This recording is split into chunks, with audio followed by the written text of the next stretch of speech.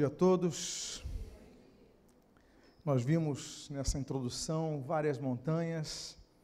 Como é bonito observar a montanha. Como é bom, como é belo, como é gostoso. Olhar as montanhas muitas vezes renova, nos traz um relaxamento interior. Eu convido então para que nós possamos abrir nossas Bíblias. O tema de hoje é Seminário Teológico das Montanhas. Abra a sua Bíblia no livro de Salmo, o Salmo de número 121. E nós vamos ler os 2 primeiros versos. Domingo passado nós falamos sobre o Seminário Teológico dos Desertos, na manhã e à noite, e hoje falaremos do Seminário Teológico das Montanhas. Os seminários teológicos são locais onde nós aprendemos a respeito da palavra de Deus. Nós aprendemos tudo o que a Bíblia fala a respeito de Deus. Mas o aprendizado teórico é apenas parte do conhecimento de Deus. O Senhor Jesus, ele diz em Mateus 22, 29, errais, não conhecendo as Escrituras e nem o poder de Deus. Então nós devemos conhecer as Escrituras e nós devemos conhecer o poder de Deus. Há pessoas que têm limitações na sua caminhada de conhecimento escriturístico, limitações, pouco acesso à leitura, enfim, mas têm grandes experiências com Deus. Eu acho lindo aquele momento que aquele cego, aquele homem que era cego de nascença, ele se encontra com o Senhor Jesus o cura, e o cura no Shabat, no sábado judaico, e os religiosos daquela época, os fariseus, as pessoas que conheciam a palavra, elas o recriminaram. Como é que ele pode curar num sábado? Sábado é dia de descanso, isso é um trabalho curar pessoas. E o cego, na sua limitação acadêmica, uma pessoa cega de nascença, então temos que projetar a grande possibilidade de ser uma pessoa analfabeta. Ela falou, olha, eu não sei, o que eu sei, o que era cego, agora vejo.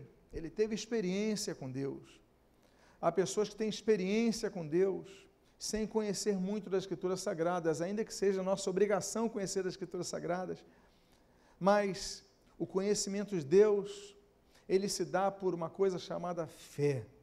A Bíblia diz que sem fé é impossível agradar a Deus. Portanto, você pode conhecer a Bíblia de cor, você pode ter lido a Bíblia 100 vezes e você não agradar a Deus, porque a Bíblia diz que sem fé é impossível, não é improvável, é impossível. Não há chance de você agradar a Deus se não tiver fé. Então, leia a Bíblia, estude a Bíblia, viva a Bíblia, pregue a Bíblia, mas exerça a sua fé.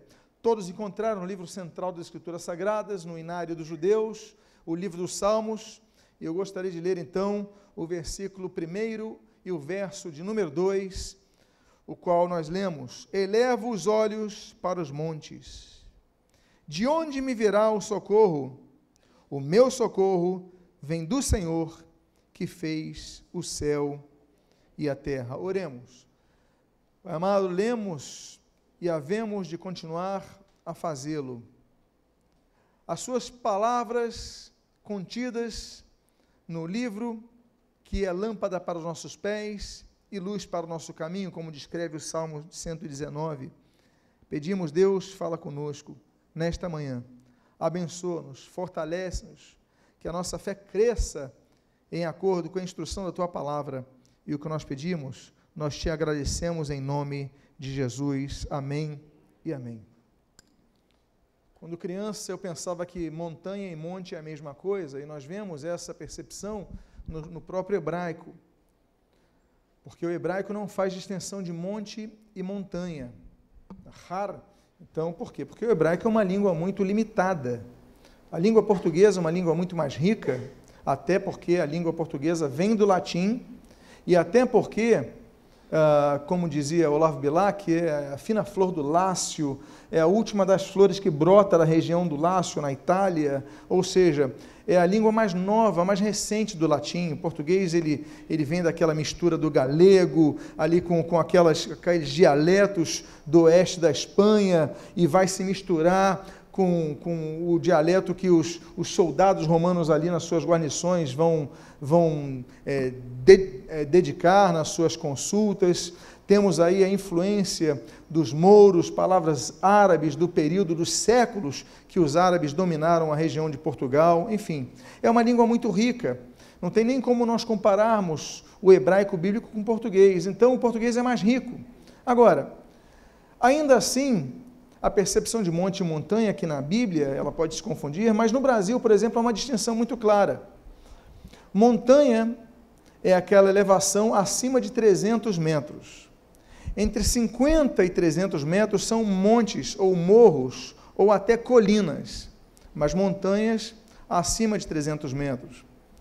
É interessante notarmos que da massa terrestre, 24% são montanhas, mas apenas 10% da população da Terra habita nelas, porque a maioria da população da Terra prefere as planícies, prefere as orlas, prefere grupamentos que não sejam tão altos, 10% apenas. Nós podemos notar que a riqueza vem da montanha. Ele fala, eleva meus olhos para o monte, porque muitos aguardavam dos montes, por exemplo, naquela região tão carente de água, as chuvas, e também as chuvas que caíam mais nos montes que embaixo, por causa da sua elevação, e daí vem então as fontes dos rios. Uma montanha com neve significava que o rio desceria. Uma montanha com muitas nuvens, então significaria, vai ter água para irrigação, para eu dar alimento para a minha família, para eu beber água. Os montes, então, traduziam muitas questões. Os montes traduziam segurança, porque quando os exércitos vinham, eles tinham que subir ao monte, dava tempo das pessoas que moravam nos montes, eles verem a subida, eles jogarem pedras, eles até fugirem para o outro lado. Então, montanha também era um local de abrigo. Os montes trazem muitos dos rios, as águas vêm dos montes, a maioria delas, dos grandes rios, do caudal dos rios, vem dos montes. Agora, nós temos também os que brotam da terra, mas nós temos também uma percepção muito interessante: os montes, eles trazem segurança. Os montes, eles arrefecem o calor da terra. É interessante notar que a cada 150 metros de altura, há uma perspectiva de queda de 1 grau centígrado na temperatura, ou seja, subiu 150 metros, 1 grau a menos. Quando nós vamos a Israel, eu falo com o grupo o seguinte: olha, nós chegamos aqui em Tel Aviv, onde fica o aeroporto, agora nós vamos subir para Jerusalém. Geralmente a temperatura em Jerusalém cai 3, 4 graus em relação a Tel Aviv, a costa. Por isso que nós lemos tantas vezes Jesus subindo a Jerusalém, porque Jerusalém fica num elevado. Jerusalém seria equivalente a nós aqui do Rio de Janeiro, a Petrópolis, a Teresópolis, para vocês terem uma noção em relação à temperatura do Rio e Jerusalém. Então você sai, por exemplo, de Tel Aviv, sai da costa de Israel, com uma roupa, você chega em Jerusalém, põe um agasalhozinho, e aqueles que foram a Israel sabem do que eu estou falando. Quando nós descemos de Jerusalém para o Mar Morto, que aí é um precipício que vai abaixo dos 400 metros, debaixo da linha do mar, né, do nível do mar, então nós temos uma queda que agora é só descida, mas tem a ver com a segurança de Jerusalém, tem a ver com o socorro que vem do alto. O socorro que vem do alto também representa a comunhão. Nós temos a comunhão, nós temos momentos de prova. Vamos falar sobre isso nos montes. O Brasil é um país que não é tão alto.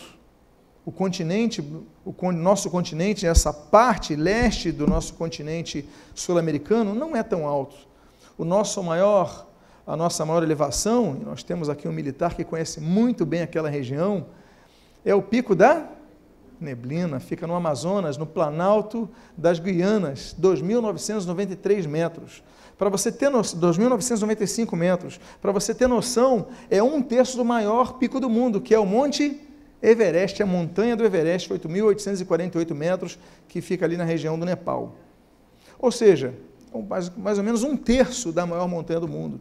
Nós temos o K2, nós temos várias outras grandes elevações, aqui nós temos nos Andes, mas o fato é que o que representa os montes? Eu quero falar sobre alguns montes e a representação dos mesmos, e eu coloquei a foto de cada um deles. O primeiro monte que eu gostaria de tratar é o Monte Horebe. Essa foto é do Monte Horebe, a região do Sinai, muitos também chamamos, e a Bíblia às vezes o chama de Monte Sinai. Sinai é uma península, Sinai é uma região, Sinai é uma cadeia de montanhas.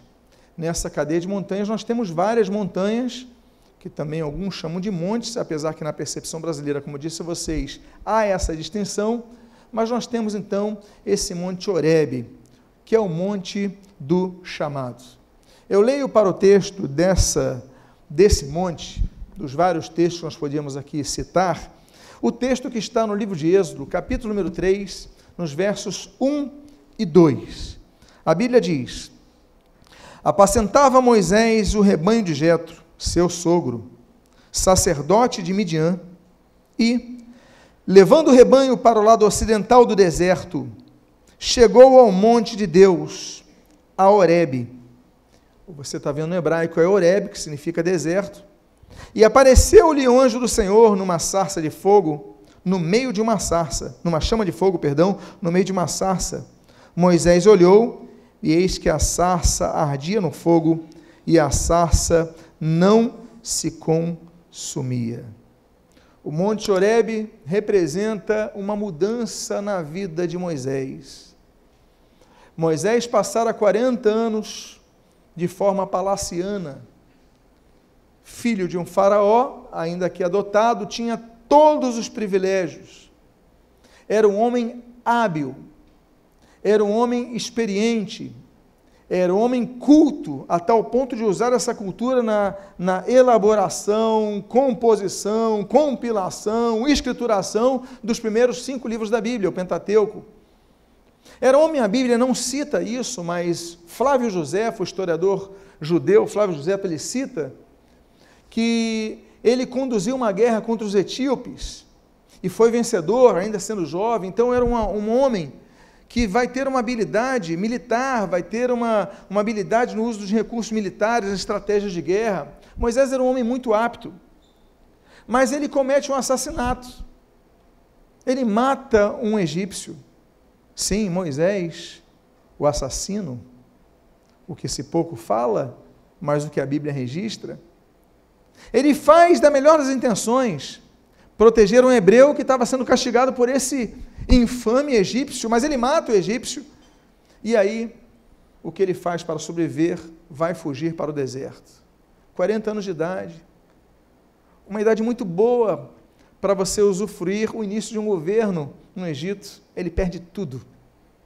Agora ele está sendo perseguido pela sua própria família, ele vai para o deserto.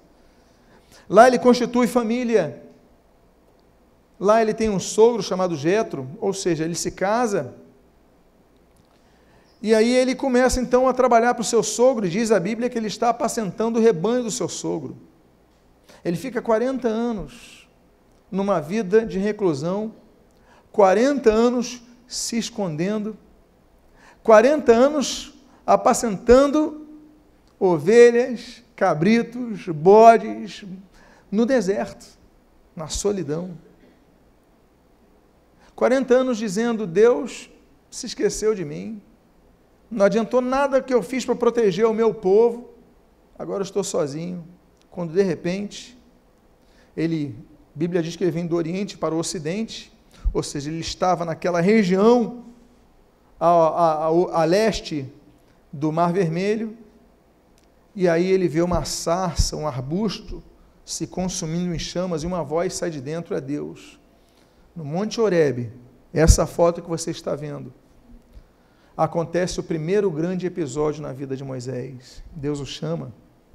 Depois nos lembraremos que no próprio Monte Horebe, ele vai subir novamente aquele monte para Deus lhe dar os 10 dos 613 mandamentos. Dos 613 mandamentos da lei mosaica, Deus dá 10 escritos nas tábuas, nesse mesmo monte. É um monte de encontro com Deus.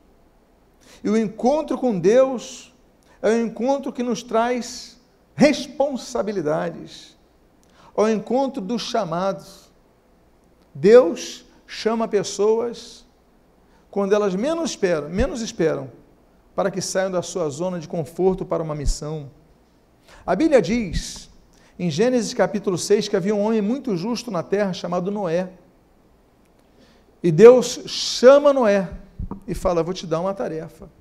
Você vai pregar, você vai agrupar, vai fazer uma arca, vai agrupar pessoas e animais. Só que as pessoas não ouvem. Ele chama os animais. Deus, através da sua direção, então leva os animais à arca, mas os homens não ouvem. A vaidade humana, muitas vezes, é o que oblitera a vontade de Deus. A Bíblia diz, quando Paulo escreve aos Coríntios, que Satanás cegou o entendimento desse mundo. Nós não enxergamos, estamos com escamas nos olhos para ver, nós pregamos, as pessoas não têm noção da realidade. E apenas 8 pessoas adentram aquela arca. Monte de nova fase. A Bíblia fala, por exemplo, sobre um outro homem que é chamado por Deus, isso está em Gênesis capítulo 12, Abraão. Ele estava na região da Babilônia, região da Mesopotâmia, Mesopotamos, entre os rios. E ali ele está então entre o rio Eufrates e o rio Tigres, ele está ali naquela região. Deus o chama: olha, eu vou te levar para uma nova terra. Vou começar um novo povo com você. E aí surge um novo povo, o povo hebreu. O povo hebreu não surge com Adão e Eva. Adão e Eva não falavam hebraico. O povo hebreu surge com Abraão, com o homem que vem da atual região do Iraque, atual região do Kuwait. Dali vem Abraão e sua família. Eles passam por Parã, na região ali na Síria, eles descem. E ali Deus começa um novo propósito, um novo povo, e começa a fazer uma aliança, a aliança abraâmica, que nós lemos ali em Gênesis capítulo número 15. Deus faz uma nova aliança. Nesse Monte Horebe, Deus chama Moisés a uma nova tarefa. Moisés, você está fugindo há 40 anos. Há 40 anos você está cuidando de tirar carrapato das ovelhas, mas eu vou te levar para você até o faraó, para você enfrentar os teus medos antigos. Sim. O homem que está fugindo há 40 anos, Deus fala: agora você vai para lá, para o Egito, você vai lá para o palácio do faraó, e faraó não é um rei, faraó é um rei diferente. Qual é a diferença de rei para faraó? A diferença de rei, porque todo faraó é rei, mas nem todo rei é faraó, porque o faraó, ele é rei divino, ele entende-se como uma divindade na terra, os reis não. Então, é uma pessoa que não pode de maneira nenhuma ser questionada. Quem questionasse faraó era, na hora, morto. Como é que você vai questionar um Deus na terra? E aí, Deus fala: você vai questionar ele, e não só isso, você vai mandar libertar o meu povo. Olha que coisa.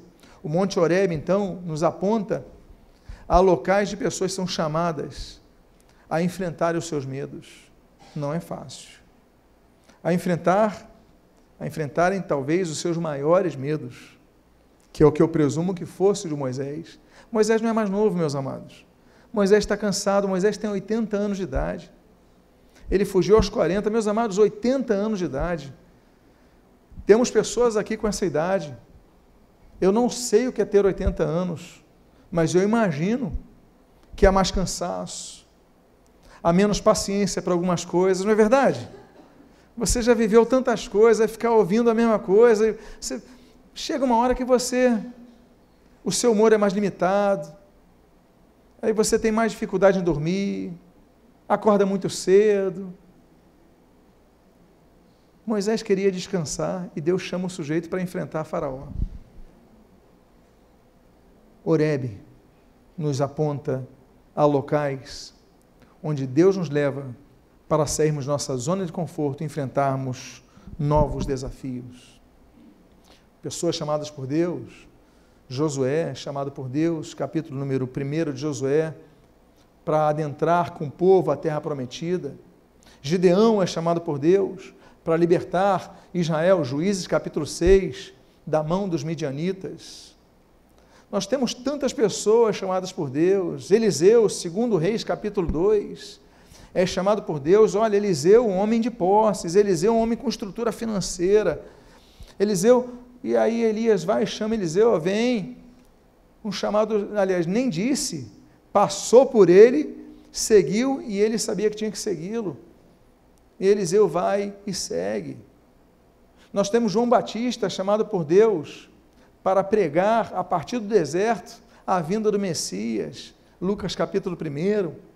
Nós temos o apóstolo Paulo, Atos capítulo 9, mencionado pelo próprio em Gálatas capítulo 1, que é chamado por Deus, esse homem, Paulo, que era perseguidor do evangelho. Deus chama pessoas quando elas menos esperam. Aliás, num contexto completamente diferente, como você tem aqui Paulo, de perseguidor a um propagador do evangelho. Deus é um Deus que chama. O Monte Horebe nos traduz isso, e que no texto hebraico, como você tem aqui, Horebe, deserto. Muitas vezes é no deserto que Deus nos chama, é no silêncio que Deus nos chama. Há um segundo monte, esse monte é um dos mais bonitos que existem em Israel, para mim é o meu preferido em visitar, é o Monte Carmelo. Você está vendo como o Monte Carmelo é bonito? Ele é verde. No Monte Carmelo, inclusive, é uma comunidade de drusos muito grande. Já estamos falando aí indo para o norte de Israel. É uma região nada desértica, é uma região muito fértil em Israel, muito bonito ali. Tanto é que Carmelo significa campo fértil. E aí, então, nós vemos o texto de 1 Reis, capítulo 18, nos versos 20 e 21. A Bíblia diz: então, enviou Acabe mensageiros a todos os filhos de Israel e ajuntou os profetas no monte Carmelo, campo fértil. Então, Elias se achegou a todo o povo e disse: até quando cocheareis entre dois pensamentos? Se o Senhor é Deus, seguiu. Se é Baal, seguiu. Porém o povo nada respondeu. O que é esse monte significa nesse texto? É o monte da dúvida. As pessoas tinham dúvida. Olha, estão ali os profetas de Baal, estou eu sozinho como profeta de Jeová, eu contra centenas. Agora é o seguinte, se Deus é Deus, vocês vão segui-lo, mas se Baal é Deus, vocês cegam. Veja o que vai acontecer. Cadê a resposta de vocês? E o povo ficou em silêncio porque eles tinham dúvida. A dúvida, ela é a antítese da fé. E ela é antítese não no seu início, no empreendimento de uma vida de fé, mas é na continuação da fé. Por exemplo, vocês lembram Mateus capítulo 14, quando Jesus aparece no meio do mar da Galileia, aí Pedro vai até com ele, Pedro começa a andar sobre as águas, para ver Jesus, para encontrar com Jesus. Ele anda sobre as águas. Foi um passo de fé ou não foi? Foi. Só que depois ele olha para baixo, eu imagino a água molhando os pés dele, e ele começa a submergir. Pedro começa a se afogar. Pedro começa a ficar desesperado. E a Bíblia diz que Jesus estende o seu braço, o segura pelo braço e diz o quê? No grego a palavra é oligopistis. Oligo, pequena, pequeno grupo, e pistis, fé. Homem de pequena fé. Ele teve muita fé no início, mas no fim ele tinha pouca fé. Muitos começam a caminhada cristã com muita fé, são curados, vem o milagre de Deus e depois desistem. E depois começam a submergir, e muitos se afogam nesse mundo porque não clamam a Jesus para que o segure na mão. Eu acho muito bonita aquela canção antiga, Segura na mão de Deus e vai. Eu acho linda essa canção. Mas eu proporia humildemente, que se fizesse pelo menos uma segunda estrofe, para que se entendesse que é Jesus quem oferece a sua mão para nos livrar do afogamento. Porque estender a mão para Jesus, ótimo, temos casos, mas o momento de mais dificuldade é Jesus que nos estende a mão, como aconteceu em Mateus capítulo 14.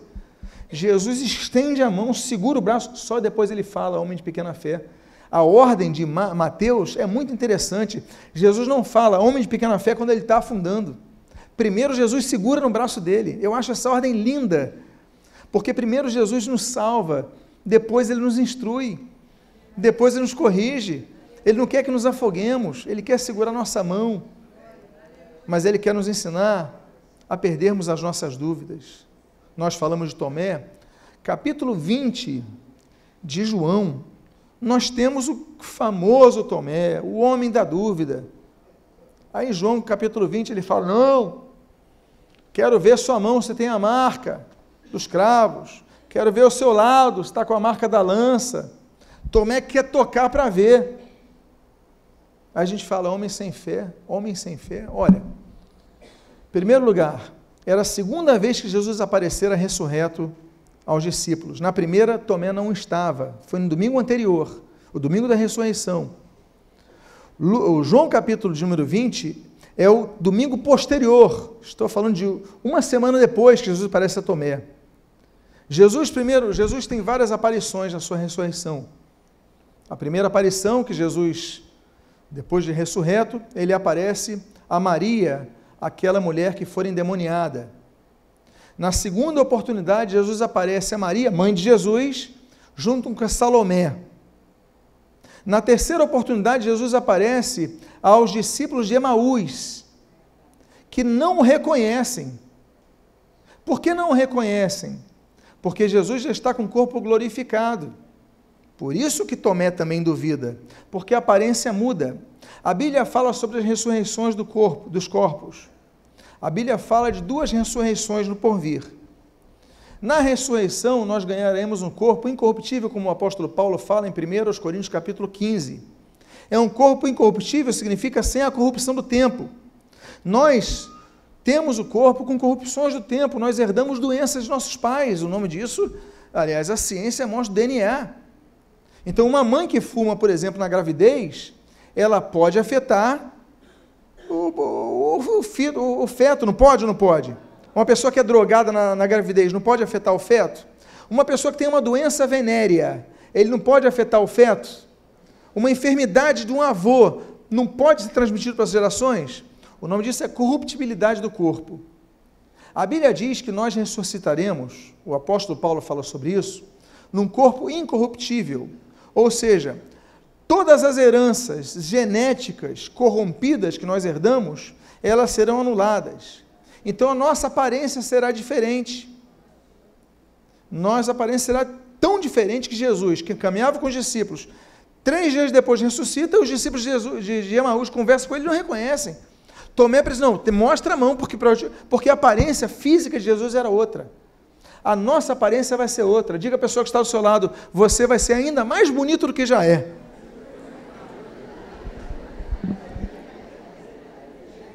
Mas Tomé era homem de fé. Aí, olha, ele aparece para Maria, a endemoniada, ele aparece para Maria, mãe e Salomé, ele aparece para os discípulos de Emaús, depois ele aparece para Pedro, depois ele aparece para os discípulos entre o domingo e a segunda-feira, naquela noite de madrugada. Uma semana depois ele aparece a segunda vez para os discípulos, nessa estava Tomé. Tomé, agora, então realmente, mas quero ver a marca. Mas Tomé era um homem de fé, porque em João capítulo 11, quando Jesus está sendo perseguido, Jesus deseja visitar Betânia, aí a pessoa fala, olha, não vai não, porque a gente vai morrer. Aí sabe o que Tomé diz? Tomé fala para os discípulos, esse homem que as pessoas dizem que está sem fé, todo mundo com medo de ir a Betânia, e aí Tomé fala assim, o quê? Vamos com ele, vamos morrer com ele. Tomé é um homem que não tem medo de dar sua vida para Jesus, ele queria só confirmar. Mas ele era um homem de fé, vamos morrer com Jesus ali, se tiver que morrer, vamos morrer. É um homem que nos mostra tantas coisas. Então, muitas vezes nós suscitamos as dúvidas, mas nós temos que pedir a Deus: Deus, estende a sua mão para mim e nos tira. A oração da fé, diz Tiago, capítulo 1, ela vai curar o enfermo. O que não cura o enfermo não é o azeite. Nós ungimos com azeite os enfermos porque a Bíblia nos ordena, no próprio Tiago, capítulo 5, versículo 11, 12, 13, vai falando sobre isso. Mas é a oração da fé. O azeite é um símbolo. Então eu não vou botar azeite para você, é um símbolo, é a oração da fé que vai salvar. O termo grego aqui de salvar, existem alguns termos, né, o sóter, mas aqui é o sozo. Ele vai promover cura, vai promover restauração, mas é a oração da fé que promove isso. Então, é o monte da dúvida. Se o Senhor é Deus, seguiu. Se o Baal é Deus, seguiu. O povo ficou quieto. Nós não podemos ficar quietos. Nós temos que declarar a nossa fé. Como nós já citamos aqui, Hebreus capítulo 11, versículo 6. Sem fé é impossível agradar a Deus. Um terceiro monte que eu gostaria de falar nesta manhã, dos 4 que aqui partilharei, é esse monte que está nessa foto. Você está vendo a foto do Monte Ebal, é um monte seco, é um monte sem vegetação, é totalmente em pedra, não é verdade? É um monte feio, não é verdade, o Monte Ebal? O Monte Ebal é o monte da maldição. 6 tribos de Israel subiam no Monte Ebal para amaldiçoar os desobedientes. O texto está aí na tela, de Deuteronômio, capítulo de número 27, versículos 11 a 15, o texto diz: Moisés deu ordem naquele dia ao povo, dizendo: quando houverdes passado o Jordão, para amaldiçoar, estarão sobre o Monte Ebal. Ali em hebraico, Ebal significa sem vegetação. O monte seco, o monte infértil. Vão estar ali para amaldiçoar sobre o Monte Ebal. Ruben, as tribos de Ruben, Gade, Azer, Zebulon, Dan e Naftali.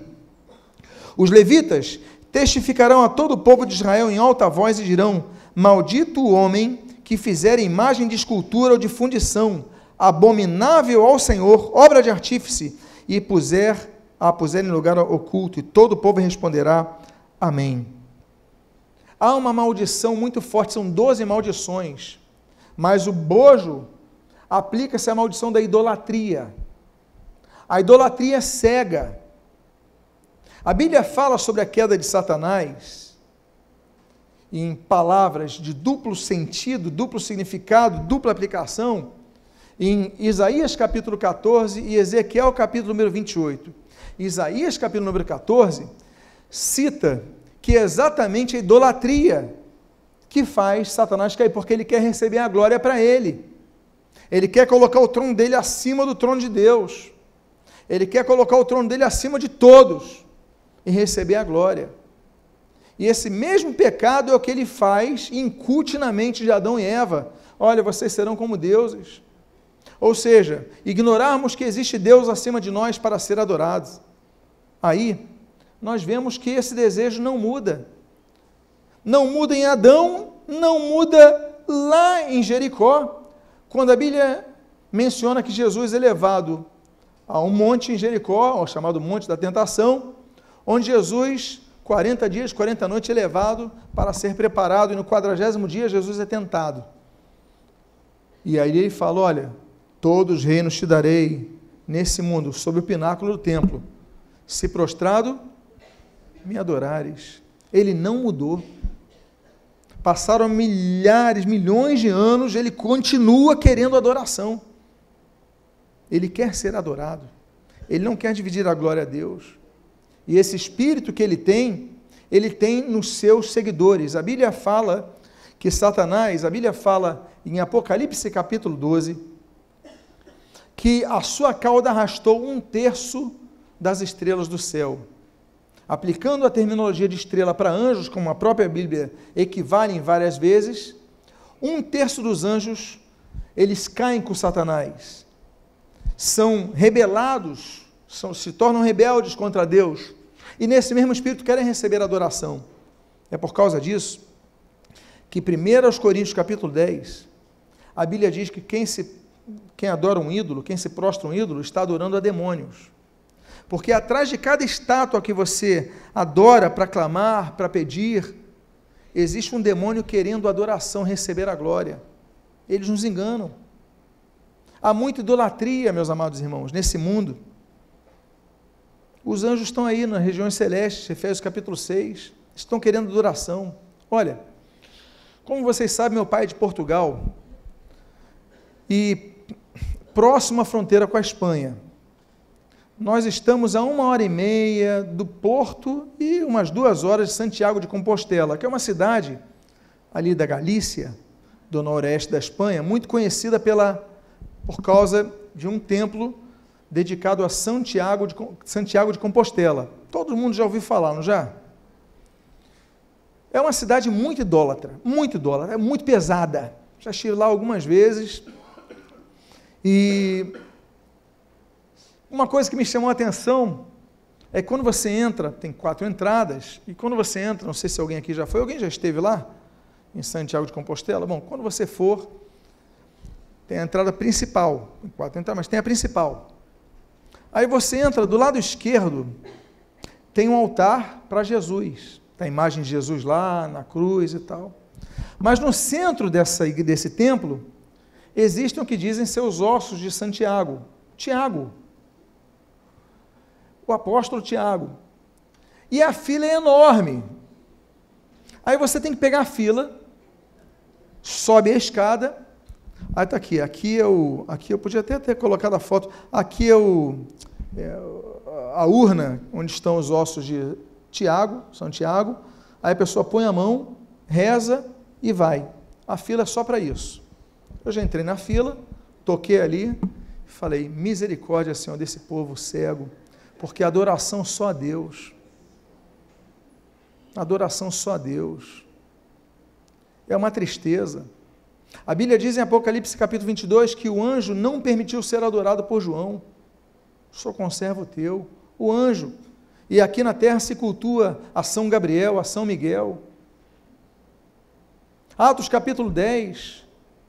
O Pedro, que na igreja romanista se é dito que é o primeiro papa, o Pedro falou para Cornélio não adorar. Não, ele queria se prostrar. Não, nada de se levanta, nada, eu não mereço, não tem. Agora, os líderes da igreja romanista ao longo dos séculos permitem que as pessoas beijem o pé, postura de adoração, não é só reverência, é adoração. Como se fosse meu Deus, quanta idolatria. Até o Pio XII, João Paulo II, que vai quebrar isso. João Paulo I nem teve tempo, mas as pessoas transportavam o Papa naquela carruagem, as pessoas recebendo, que isso? Meu Deus, muita idolatria. Falando de Santiago de Compostela, que eu falei que ninguém entrava na fila para adorar Jesus, ainda que fosse inócua essa adoração, porque para a imagem de escultura a Bíblia proíbe. A Bíblia diz nesse texto que todo o que fizer imagem de escultura, fundição, será abominável ao Senhor e será maldito. E o povo tem que dizer amém. A Bíblia diz que Deus, em Isaías, não divide a sua glória com ninguém. A Bíblia diz em Êxodo capítulo 20, que para quem foi idólatra, a maldição alcança a 4ª geração. Se você tem bisavô que foi idólatra, se prostrou, há uma maldição que tem que ser quebrada em nome de Jesus. Porque a Bíblia diz que vai alcançar a 4ª geração aqueles que são idólatras. Aí falando de Santiago, para você ter um exemplo, Tiago, morreu em Jerusalém, ordem de Herodes Agripa, em 52. Como é que ele aparece em 4.000 quilômetros a oeste, lá em Portugal, na Espanha? Aí não, peraí, estamos fazendo culto a Tiago, então, é porque aí disseram o seguinte, aí começa a surgir uma lenda, que Tiago, ele apareceu numa visão, vindo cercado de estrelas para a Espanha. Ele não foi para a Espanha, ele morreu em Jerusalém, mas você não, foi para a Espanha. Aí falaram, mas ele foi decapitado. Aí a visão, então, tem uma nova adaptação. Não, mas a imagem mostra ele se deslocando pelos céus sem a cabeça.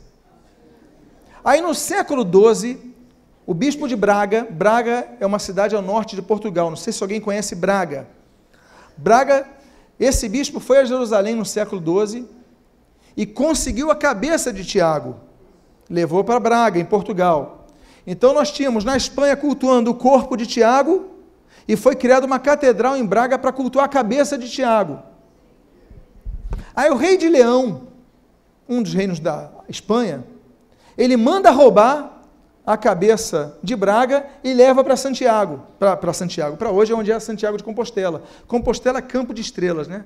Compostela, no latim. Então, leva para aquela região, e aí então nós temos um culto a Santiago naquela região de Portugal, da Espanha, onde Tiago nunca pisou. Por quê? Aquela região é uma região que era dominada pelos mitraístas, o culto a Mitra. Olha, o culto havia, vocês terem noção, mais de 200 anos de culto a Mitra. Quando o culto a Mitra, então o mitraísmo vem lá do Irã, vem lá da Índia, ele invade o Ocidente, ele é muito forte, ele vai concorrer com o cristianismo. Em 391, o imperador ele proíbe o culto a Mitra e fala: todo mundo tem que cultuar Jesus. Aí as pessoas começam a cultuar Jesus e começam então a assimilar os cultos entre Mitra e Jesus. Um exemplo, por exemplo, Mitra tinha algumas coisas interessantes. Tinha o sacrifício de sangue, era um touro, eles matavam um touro, mas quando eles se encontravam, eles comiam pão e água. Como disse Justino, historiando esse caso, ele falava, tomavam pão e água na celebração deles. Nós comemos o pão e a ceia. A celebração deles era dia 25 de dezembro. Esse culto a Mitra, que é um sol invicto, aí o imperador vai trazer para si. Nós temos Aureliano, que vai construir um templo para si, e vai colocar ali, Pontífice Maximus, o sol invictus. Aí vai ser cultuado. Nós temos uma mistura de cultos. Então nós vamos adotar o dia 25 como o nascimento de Jesus, quando Jesus provavelmente nasceu em abril. Os pastores estavam no campo naquela noite. Não é isso, quando apareceram os anjos? Ora, os pastores nunca estão no campo à noite em Belém, em dezembro, que é muito frio. Então, quando nós adotamos, aí hoje nós celebramos o Natal de Jesus em 25 de dezembro, mas tudo isso são assimilações, a idolatria permeada no cristianismo, sempre quis entrar. A idolatria ela é proibida terminantemente na Bíblia. Eu já falei para vocês que quem cultua um ídolo está adorando a um demônio que está atrás dessa estátua, está atrás dessa pintura. Adora só a Deus. Adora só a Deus Pai, Deus Filho, Deus Espírito Santo. A Bíblia diz, em 1 Tessalonicenses capítulo 1, versículo 9, que os idólatras não podem servir a Deus. É proibido o serviço a Deus. Deus deve ser adorado. João capítulo 4, versículo 24, em espírito. Jesus falou, importa adorarmos a Deus. Como? Em espírito e em verdade. Por isso que Jesus ele repreende Satanás. Lucas capítulo 4, olha, só a Deus adorarás e só a Ele prestarás culto. Por isso, os idólatras têm que se converter. É inútil. Isaías capítulo 45 diz, olha, inútil coisa é você servir, levar o lenho dos ídolos. Nada adianta, só traz prejuízo. Adoração só a Jesus. Então, esse Monte Ebal é o monte da maldição aos idólatras, aos desobedientes. E eu termino com o último dos montes dessa manhã, porque a mensagem será continuada na noite de hoje. É o Monte Gerizim. Essa foto do Monte Gerizim, o Monte Gerizim fica em frente ao Monte Ebal. É na mesma região onde hoje estão os samaritanos. Pois bem, se o Monte Ebal é o monte da maldição, o Monte Gerizim é o monte da bênção. São 12 bênçãos aos obedientes. Eu sei que o texto na tela está pequeno, mas eu vou lê-lo, está em Deuteronômio 27, versículo 11 e 28, do 11 ao 14. Eu vou ler aqui. Moisés deu ordem naquele dia ao povo, dizendo, quando houveres passado o Jordão, estarão sobre o Monte Gerizim, que significa cortes, para abençoarem o povo. São essas as tribos: Simeão, Levi, Judá, Issacar, José e Benjamim. Aí aqui começam as regras.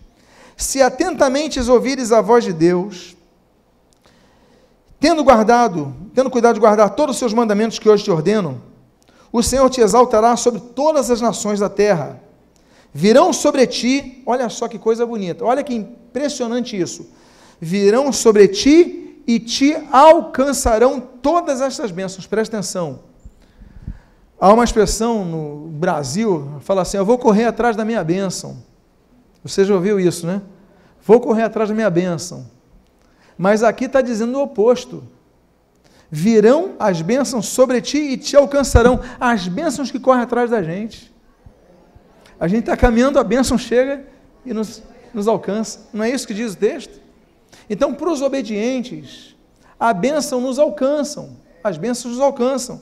E diz assim, então, continuando o texto, virão sobre ti e te alcançarão todas essas bênçãos. Bendito serás tu na cidade, e bendito serás no campo. Bendito o fruto do teu ventre e o fruto da tua terra, e o fruto dos teus animais, o teu cesto e a tua amassadeira. Bendito serás ao entrares, e bendito ao saíres. O Senhor fará que sejam derrotados na tua presença os inimigos que se levantarem contra ti.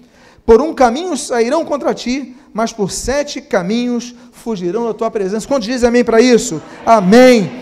O Senhor determinará que a bênção esteja nos teus celeiros, em tudo o que colocares a mão. Diga à pessoa que está do seu lado, a bênção vai estar em tudo que você colocar a mão. E te abençoará na terra que te dá o Senhor. Todos os povos da terra verão que és chamado pelo nome do Senhor e te temerão. O Senhor te dará abundância de bens no fruto do teu ventre, no fruto dos teus animais, no fruto do teu solo. O Senhor te abrirá o seu bom tesouro, o céu, para dar chuva à tua terra no tempo e para abençoar toda a obra das suas mãos. Emprestarás a muita gente, porém tu não tomarás emprestado. O Senhor te porá por cabeça e não por cauda, e só estarás em cima e não embaixo, se obedeceres aos mandamentos do Senhor, para os guardar e os cumprir. Havia 6 tribos que a função era levantar os braços para abençoar os obedientes, os que não eram idólatras. As bênçãos alcançariam essas pessoas. Você lembra que Êxodo fala, e eu mencionei aqui, que a maldição para os idólatras alcança até a 4ª geração, mas o mesmo texto diz, para os que não são idólatras, servem somente ao Senhor, as bênçãos alcançarão a 1000 gerações. E aqui estão bênçãos declaradas aos obedientes, porque como diz a Bíblia, em 1 Samuel capítulo 15, versículo 22, é melhor obedecer do que sacrificar. Nós temos que ser obedientes, e obedecer é difícil, ainda mais quando você é adolescente, aí que a dificuldade aumenta, tem que escovar o dente, tem que estudar matemática, não é difícil? Mas olha, toda obediência é difícil, porque você tem que sujeitar a instrução de outro. A Bíblia manda nós obedecermos aos pais, Efésios capítulo 6, a Bíblia manda nós obedecermos às autoridades constituídas, Romanos capítulo 13, versículo 1, a Bíblia manda nós obedecermos à doutrina, Atos capítulo 2, a Bíblia manda nós obedecermos à palavra de Deus, 1 Timóteo capítulo 6, a Bíblia manda nós seguirmos o caminho da obediência. Os pastores, Hebreus capítulo 13, porque é melhor obedecer do que sacrificar. Quando nós obedecemos, nós perdemos algo, a nossa vontade. Mas Jesus nos ensinou, no momento mais difícil, seja feita a tua vontade e não a minha. Nós aprendemos com isso. Nós perdemos a nossa vontade, mas nós ganhamos muito mais depois. O que nós fazemos quando obedecemos é semear bênção que nos alcançam. Aí você não precisa correr atrás da bênção. Você vai adorar Jesus, você vai obedecer e praticar a palavra, vai congregar, vai ler a Bíblia, viver uma vida. Agora, a bênção vai te alcançar. Quando você menos espera, algo muito bom vai te acontecer. Diga à pessoa que está do seu lado, quando você menos esperar, algo muito bom vai te acontecer. Eu quero fazer uma oração por você nessa manhã, convidando a que você, por favor, fique de pé. O título dessa mensagem, como você está lendo, é o Seminário Teológico das Montanhas. Hoje nós aprendemos tantas coisas com 4 montanhas, não é verdade? Quantos conseguem me repetir as 4 montanhas que nós falamos? Qual é a primeira montanha? O Monte Horebe. O segundo monte, qual foi? O Monte Carmelo. O terceiro monte? O Monte Ebal. E o quarto monte? O Monte Gerizim, o Monte da Bênção.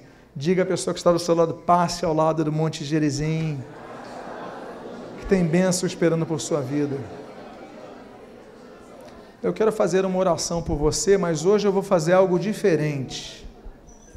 Depois da oração, nós costumamos encerrar com uma oração, aqui na frente, mas nós vamos fazer algo diferente nessa manhã, se os irmãos me permitem. Eu vou pedir para o final dessa oração, que os pastores, missionários, fiquem naquele corredor, e os irmãos e as irmãs da equipe de oração também fiquem ali, que estão com os coletes, com a equipe, e todo mundo que passar, vocês vão colocar as mãos e abençoar essas vidas, que nem os 6 faziam no Monte Gerizim. Vamos fazer algo diferente nessa manhã? Então eu vou pedir para que eles já possam se conduzir ali, eu vou fazer a oração final, e depois, enfim, tem uma colheita. Eu quero dizer aos irmãos que hoje à noite, eu estarei encerrando essa mensagem, falarei mais sobre 5 montes à noite, e você que puder venha, e você que quiser, divulgue a mensagem de hoje, já está no YouTube, é só você entrar no YouTube, Nova Vida Tijuca, e encaminha por WhatsApp, encaminha por e-mail, por mensagem, quem você quiser, para que outra pessoa seja abençoada com essa mensagem. Vamos dar as mãos, vamos abençoar, pedir a bênção de Deus sobre nossas vidas, vamos dar as mãos uns aos outros.